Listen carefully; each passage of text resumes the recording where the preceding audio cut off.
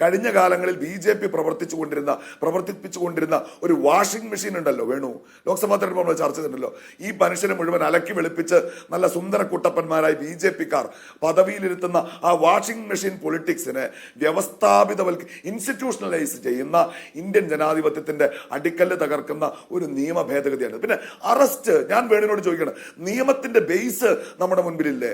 നമ്മുടെ രാജ്യത്ത് ഒരാൾ കുറ്റവാളിയായി പ്രഖ്യാപിക്കപ്പെടുന്നത് വരെ he's presumed to be innocent. ഇവിടെ ആസഫ് അലി സാർ പറഞ്ഞു, അറസ്റ്റ് വേണു ഒരു ശിക്ഷയാണോ? ജാമ്യം കുറ്റവിമുക്തനാക്കപ്പെട്ടു. എന്താണ് ഇതിനകത്ത് ബേസിക് പ്രശ്നം? അറസ്റ്റ് ഒരു ശിക്ഷയല്ല. എന്നെ പോലീസ് അറസ്റ്റ് ചെയ്ത് കൊണ്ടുപോയി കസ്റ്റഡിയിലിരുത്തി വേണു, എന്നിട്ട് അവരെന്നെ ചോദ്യം ചെയ്യുന്നു. ഞാൻ അവരോട് കുറ്റം സമ്മതിക്കുന്നു. ആ കുറ്റസമ്മതം മൊഴി പോലും കോടതിക്ക് മുൻപിൽ സ്വീകാര്യമല്ല. പ്രോസിക്യൂഷൻ എന്റെ കുറ്റസമ്മത മൊഴിയെ തെളിവുകളുടെ അടിസ്ഥാനത്തിൽ സബ്സ്റ്റാൻഷിയേറ്റ് ചെയ്യുമ്പോഴാണ് ഞാൻ കൺവിക്റ്റഡ് ആവുക. ഇത് ഇന്ത്യൻ ജനാധിപത്യത്തിന്റെ, ഇന്ത്യയുടെ നീതിന്യായ വ്യവസ്ഥയുടെ അടിക്കല്ലാണ്.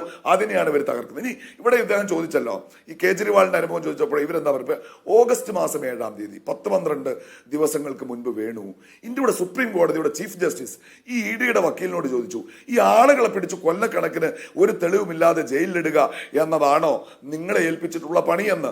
അതേ ദിവസം സുപ്രീം കോടതിയുടെ മറ്റൊരു ബെഞ്ച്, ഉജ്വൽ ഭുയാന്റെ ബെഞ്ച്, ഈ ഇഡിയെ എടുത്തിട്ട് കുടഞ്ഞു. ഈ ഇഡി, ഈ CBI, കേന്ദ്ര അന്വേഷണ ഏജൻസികളൊക്കെ അമിത്ഷാ തുടലഴിച്ചു വിട്ടാൽ പ്രതിപക്ഷ നേതാക്കന്മാരെ പോയി കഴുത്തിന് കടിച്ചു പിടിച്ചു കൊണ്ടുവരുന്ന വേട്ടനായ്ക്കളെ പോലെ പ്രവർത്തിക്കുന്ന ഒരു രാജ്യം. അമിത്ഷാ നേരത്തെ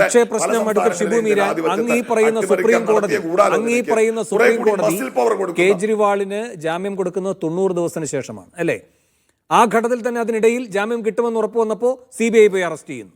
ഇതൊക്കെ നാം കണ്ടതാണ്. അപ്പോൾ അതുകൊണ്ട് കോടതിയും ഈ പറയുന്ന പ്രക്രിയകളിൽ ഏതെങ്കിലും ഒരു ഘട്ടത്തിൽ നിശബ്ദ സാക്ഷിയാകും. അതിലേക്ക് വരാം.